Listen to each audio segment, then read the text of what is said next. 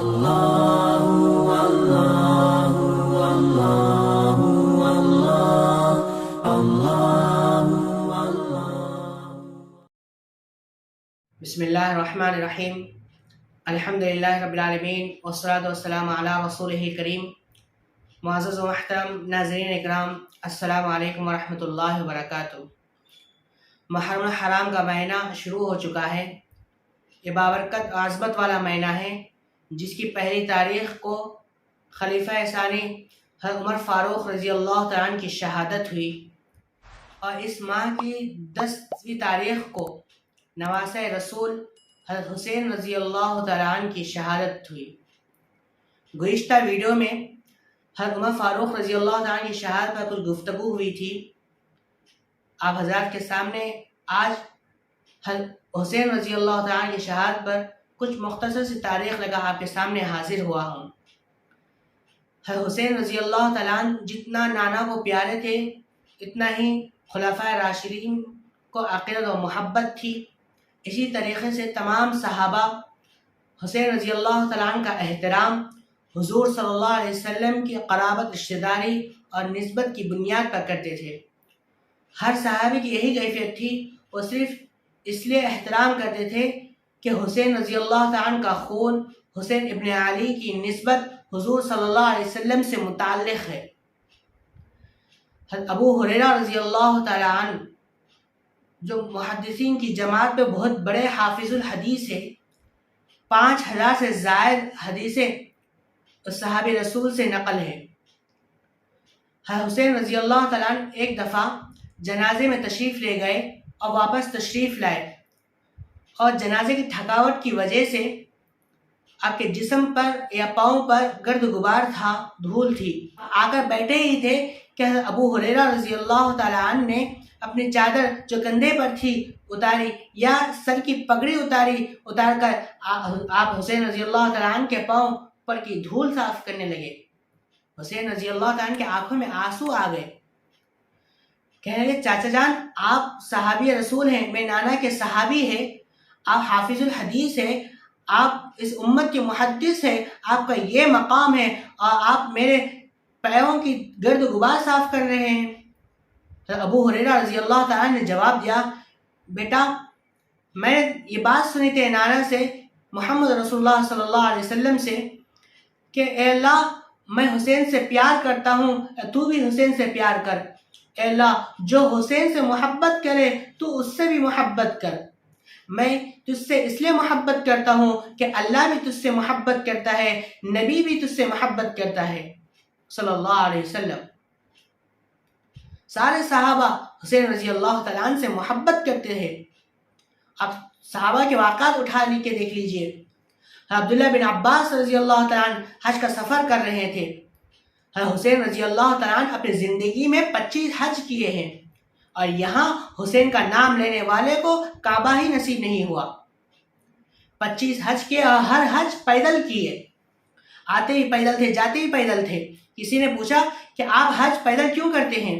حسین رضی اللہ تعالیٰ نے فرمایا، بھائی میں اس نسبت سے حج پیدل کرتا ہوں کہ جب مکہ کا سفر کرتا ہوں تو وہ اللہ کے گھر کا منظر ہے، اور واپس مدینہ آتا ہوں تو نانا کا روزہ اتھر ہے۔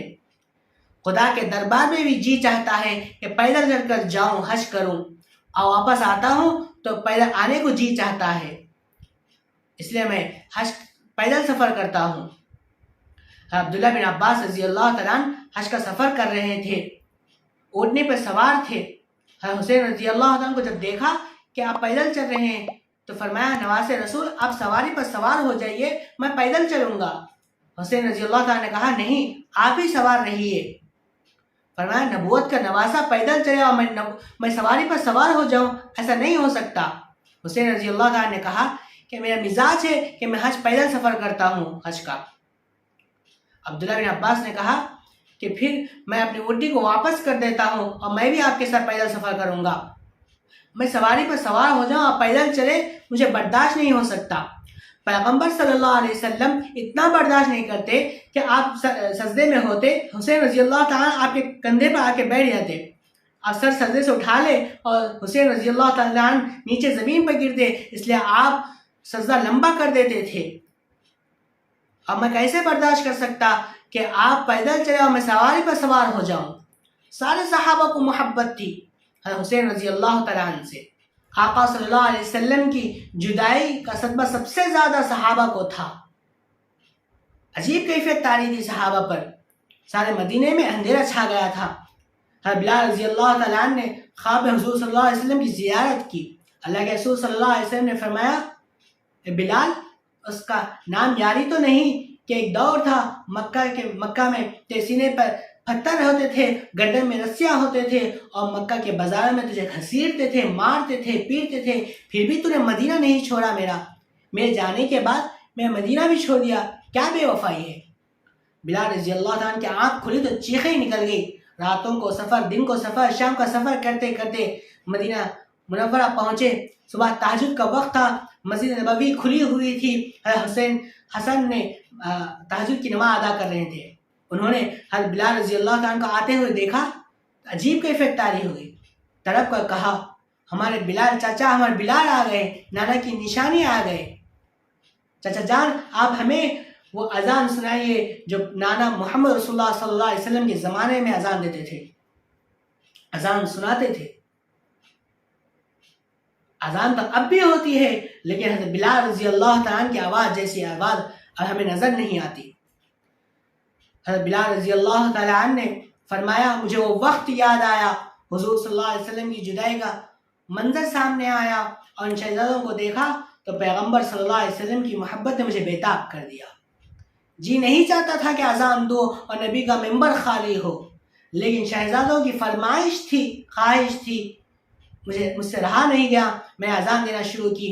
اللہ اکبر، اللہ اکبر. سارے مدینے میں کوہرام مچ گیا. مرد، عورت، بچے، بوڑھے، جوان سب کے سب چیخیں مار کر باہر نکلے. کسی نے پوچھا کہ کہاں جا رہے ہو؟ دیکھنے جا رہے ہیں کہ پیغمبر صلی اللہ علیہ وسلم کی زندگی میں یہی مؤذن آتا تھا، اذان دیتا تھا. محبوب صلی اللہ علیہ وسلم کے چلے جانے کے بعد بلال بھی مدینہ چھوڑ کر چلے گئے. آج سالوں کے بعد اذان ہو رہی ہے.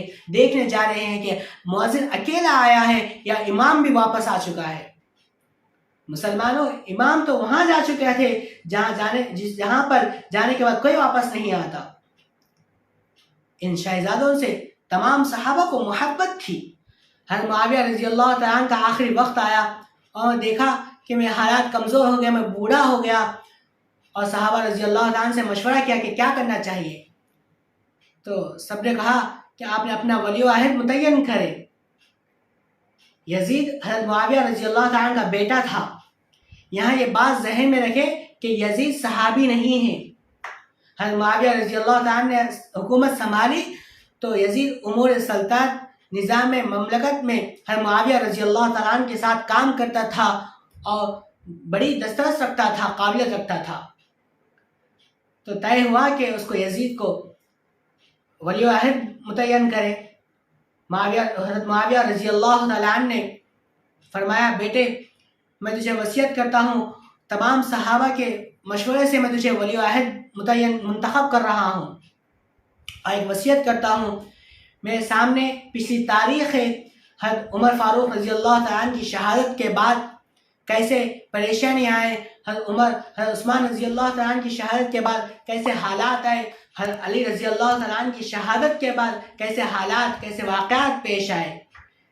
میں اس لیے تجھے ولی عہد متعین کر رہا ہوں اور ایک وصیت کرتا ہوں کہ میرے چلے جانے کے بعد اہل عراق یا اہل کوفہ کے بدماش لوگ تیرے مقابلے میں حسین رضی اللہ تعالیٰ عنہ کو لا کر کھڑا کریں گے. حسین رضی اللہ تعالیٰ عنہ نبی کے نواسا ہے، نبوت کا شہزادہ ہے، اللہ کے نبی صلی اللہ علیہ وسلم کے گود میں پلنے والا ہے. میری تجھے وصیت ہے کہ حسین رضی اللہ تعالیٰ عنہ کے ساتھ حسن سلوک سے برتاؤ کرنا، نبی کے خاندان کی حیثیت سے حسین رضی اللہ تعالیٰ عنہ کی عزت اور احترام کرنا، اور اس بات کا خیال کرنا کہ امور سلطنت چلانے میں حسین رضی اللہ تعالیٰ عنہ سے مشورہ لینا. حضرت معاویہ رضی اللہ تعالیٰ عنہ نے اپنے ہاتھ سے اپنے ولی عہد بنایا اور جانے سے پہلے، دنیا سے جانے سے پہلے، اور یہ وصیت کر کے گئے. حضرت معاویہ رضی اللہ تعالیٰ عنہ کے چلے جانے کے بعد یزید نے کرسی پر اپنے اقتدار سنبھالنے لگا. اس کا سب سے پہلا یہ فریضہ تھا کہ حضرت حسین رضی اللہ تعالیٰ عنہ سے جا کے ملتا، اپنے باپ کی وصیت کو سامنے رکھتا اور حسین رضی اللہ تعالیٰ عنہ کے قدموں میں جا کر بیٹھتا، لیکن اس نے باپ کی وصیت کو بھلا دیا اور حسین رضی اللہ تعالیٰ عنہ سے سب سے پہلے ملاقات نہیں کی۔ اب اس نے سوچا کہ اب میری حکومت بن گئی ہے، اب میں کنٹرول سنبھال لیا، اور مدینہ کے گورنر کو خط لکھا کہ سب سے پہلے میری بیعت لے لو، اور جو وہاں کے اکابر صحابہ جو حضرت عبداللہ بن عمر، عبداللہ بن زبیر، حسین رضی اللہ تعالیٰ عنہ، ان سے کہو کہ میری سلطنت کی بیعت لے لو۔ کہا گیا تو کچھ لوگوں کو اعتراض نہیں تھا، تو ٹھیک ہے، کچھ لوگوں نے بیعت لے لی، لیکن عبداللہ بن زبیر، حسین رضی اللہ تعالیٰ عنہ نے بیعت نہیں کی اور انکار کر دیا، وہ صرف اس لیے کہ ہمارے مشورے کے خلاف حکومت سنبھال رہے ہیں، پیغمبر کے مدینے میں بیٹھے ہیں، اکابر صحابہ میں سے ہے اور مجلس شورا میں سے ہے جو علمی اہمیت کے حامل ہوتے ہیں، اگر ان سے مشورہ نہ لیا جائے تو نظام حکومت نہیں چل سکتا۔ حضرت حسین رضی اللہ تعالیٰ نے انکار کر دیا، بیعت نہیں کی، مدینہ چھوڑ کر مکہ آ گئے، اور حضرت معاویہ رضی اللہ تعالیٰ عنہ کی پیشن گوئی سچی نکلی۔ کوفہ والوں نے خطوط لکھنا شروع کیا، کوفہ والوں کو پتہ چل گیا حسین رضی اللہ تعالیٰ عنہ مدینہ چھوڑ کے مکہ المکرمہ آ گئے اور مکہ المکرمہ کافی مدت تک ٹھہرے ہیں، اور اسی دوران خطوط کے ایک تعداد کثیر آ گئی۔ اس نے لکھا تھا، آپ نواز رسول آپ آئیے، ہم گورنر نعمان بن بشیر کے نہیں مانا، یزید کو حاکم نہیں مانا، ہم ان کے پیچھے نمازیں نہیں پڑھتے، ہم آپ کو مقتدیٰ پیشوا بناتے ہیں، ہم آپ کے منتظر ہیں، آپ کی حکومت کے منتظر ہیں، ہم آپ پر بیعت ہوں گے، آپ تشریف لائیے، ہم آپ کے بغیر مر رہے ہیں۔ انہوں نے کوفہ والوں نے یہ لکھا، حضرت حسین رضی اللہ تعالیٰ کو پتہ نہیں ہے کہ صرف کوفہ والوں نے لکھا یہ سچ ہے یا غلط ہے۔ کوفہ والوں نے بتایا یہاں پہ ظلم ہو رہا ہے، مظلوم انسان پیسا جا رہا ہے، اسلام پر ظلم و ستم ہو رہا ہے۔ کوفہ والوں نے فلاں واقعات بنا کر حسین رضی اللہ تعالیٰ کے سامنے پیش کیے۔ حسین رضی اللہ تعالیٰ عنہ نے، جو اکابر صحابہ موجود تھے، عبداللہ بن عمر، عبداللہ بن زبیر بھی تشریف لائے تھے، کہا تو انہوں نے صحابہ نے کہا کہ ہم نواز رسول ہم آپ سے ایک درخواست کرتے ہیں کہ آپ مکہ سے زیادہ امن کی جگہ کوئی نہیں ہے، آپ ان کے باتوں میں مت آئیے، آپ وہاں پر تشریف نہ لے جائیے۔ یہ وہی بدماش لوگ ہیں جنہوں نے آپ کے ابا حضرت علی رضی اللہ تعالیٰ کو شہید کیا، یہی لوگ ہیں جنہوں نے آپ کے بھائی حضرت حسن کو زہر دیا تھا۔ ہمیں ڈر لگتا ہے کہیں آپ کو بلوا کر تنہا شہید نہ کر دے، آپ وہاں تشریف نہ لے جائیے۔ حسین رضی اللہ تعالیٰ نے فرمایا کہ تمہارے تجویز سر آنکھوں پر، لیکن ان خطوط میں مجھے جلاتے ہیں، ان خطوط میں لکھا ہے کہ حسین اگر تم نہ آئے تو قیامت کے دن ہمارا ہاتھ تمہارے گریبان میں ہوگا اور اللہ کے دربار میں استغاثہ کریں گے۔ مجھے اللہ کے دربار سے ڈر ہوتا ہے، اس لیے میں جانا چاہتا ہوں۔ صحابہ نے کہا تو ایسی بات ہے تو پھر پہلے نمائندے کو بھیجے کہ اہل کوفہ کے حالات معلوم کریں۔ حسین رضی اللہ تعالیٰ عنہ نے جانے کا ارادہ کیا اور سفر کیا۔ دوران سفر اپنے چچا زاد بھائی حضرت مسلم بن عقیل رضی اللہ تعالیٰ عنہ کو قاصد بنا کر کوفہ بھیجا کہ وہاں کے حالات معلوم کر کے ہمیں مطلع کرے۔ حضرت مسلم بن عقیل رضی اللہ تعالیٰ عنہ کوفہ پہنچے تو 12,000 کوفیوں نے ان پر بیعت کی۔ حضرت مسلم بن عقیل رضی اللہ تعالیٰ نے خط لکھ کر بھیجا حضرت حسین رضی اللہ تعالیٰ عنہ کو کہ یہاں کے حالات سازگار ہیں، آپ تشریف لائیے۔ دوران سفر ہی حسین رضی اللہ تعالیٰ کو یہ خبر ملی کہ عبیداللہ بن زیاد نے حضرت مسلم بن عقیل رضی اللہ تعالیٰ عنہ کو قتل کروا دیا۔ تو حسین رضی اللہ تعالیٰ کے ساتھیوں نے کہا کہ ہم قصاص لیے بغیر جانے کا ارادہ نہیں کرتے، اس لیے قافلہ روانہ ہوا اور مقام قادسیہ کے آگے پہنچا تو حر بن یزید نے 1000 کا لشکر لے کر نمودار ہوا۔ حسین رضی اللہ تعالیٰ عنہ اس کو کہا گیا کہ حسین اور ان کے لشکر کو گرفتار کر کے عبیداللہ بن زیاد کے دربار میں لایا جائے۔ حسین رضی اللہ تعالیٰ نے تنبیہ کی، جبکہ تم نے ہی خطوط لکھ کر ہمیں بلوایا ہے، کیا دغا بازی کیوں کرتے ہو؟ کیا خطوط یہ تم نے نہیں لکھے تھے؟ حسین رضی اللہ تعالیٰ نے خطوط بھی نکال کر بتائے تھے، 2-3 ٹوکریاں فل خطوط لکھے ہوئے تھے۔ بہرحال حسین رضی اللہ تعالیٰ عنہ نے دوسرا قاصد بھیجا جن کا نام قیس رضی اللہ تعالیٰ عنہ تھا۔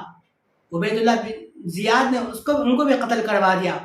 حسین رضی اللہ تعالیٰ عنہ کے آنکھوں میں آنسو جاری ہو گئے۔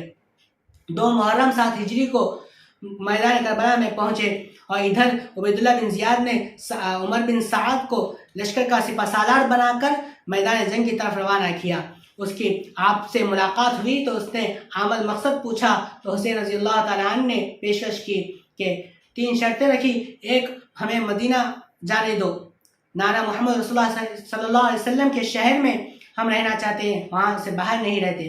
دوسرا، اسلامی سرحدوں کے کنارے پر چلے جانے دو، اور تیسرا، یا مجھے یزید کے پاس لے جاؤ، میں بالمشافہ ان سے اس معاملے پہ بات کروں گا۔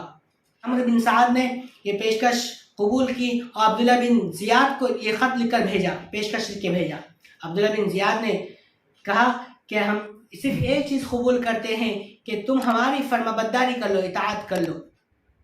اور حسین رضی اللہ تعالیٰ کو یہ بات جب خبر ملی تو حسین رضی اللہ تعالیٰ عنہ نے اپنے ساتھیوں سے پرجوش انداز میں خطبہ دیا اور اپنے تمام رفقا وفاداری کا بھرپور یقین دلایا۔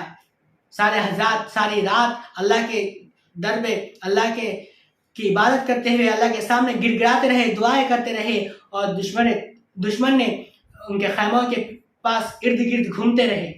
آخر 10 محرم کو فجر کی نماز کے بعد حسین رضی اللہ تعالیٰ نے اصحاب کی صفیں قائم کی، اور جن کی کل تعداد 72 تھی، اور عمر بن سعد اپنا لشکر لے کر حملہ آور ہوا۔ باقاعدہ لڑائی شروع ہوئی، دونوں طرف سے ہلاکتیں اور شہادتیں ہوتی رہی۔ آخرکار لاسٹ میں دغا بازوں کا لشکر حاوی ہو گیا اور حسین رضی اللہ تعالیٰ عنہ کے خیمے کو جلا دیا۔ دشمنوں نے انتہائی شفاق اور بے دردی سے معصوم بچوں کو خون میں نہلانے سے بھی دریغ نہ کیا۔ آسمان میں بھی یہ منظر دیکھا کہ زرع بن شریک نے حسین رضی اللہ تعالیٰ عنہ کے بائیں کندھے پر تلوار سے وار کیا، کمزوری سے پیچھے کی طرف ہٹنے لگے۔ سنان بن ابی عمرو بن انس نخعی نے نیزہ مارا، جس کی وجہ سے حضرت حسین رضی اللہ تعالیٰ عنہ زمین پر گرے۔ اس نے آگے بڑھ کر خاتون جنت لخت جگر کو ذبح کیا، سر تن سے جدا کر دیا۔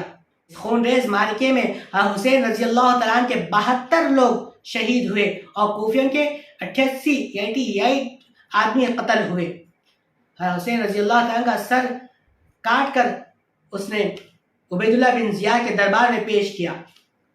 عبیداللہ بن زیاد نے انتہائی گستاخی کے ساتھ حضرت حسین رضی اللہ تعالیٰ عنہ کو چھری سے ان کے ہونٹوں پہ مارتے رہا، چھیڑ کر جسد خاکی کی توہین کی، اور مدینہ کے یزید کو خط لکھ کر بھیجا کہ حسین رضی اللہ تعالیٰ کا میں نے سر قلم کر دیا۔ 10ویں محرم کے ڈھلتے ہوئے سورج نے انسانیت کے تاریخ کا دردناک واقعہ دیکھا، جس کو خون سے دھرتی نے اپنے سینے پر نقش ہمیشہ کے لیے نقش کر دیا۔ جنت میں نوجوانوں کے سردار، نبوت کے شہزادے اپنے خون سے شجر اسلام کو سیراب کیا۔ اللہ تعالیٰ ہمیں نانا کی سیرت نواسے کی شہادت پڑھنے کی توفیق نصیب فرمائے، اور اس تاریخ شہادت سے جو ہمیں سبق ملتے ہیں اس کو اپنی زندگی میں لانے کی کوشش کریں۔ اللہ تعالیٰ ہم سب کو اس پر عمل کرنے کی توفیق دے، نصیب فرمائے۔ آمین۔ وآخر دعوانا الحمدللہ رب العالمین۔ اللہ اللہ اللہ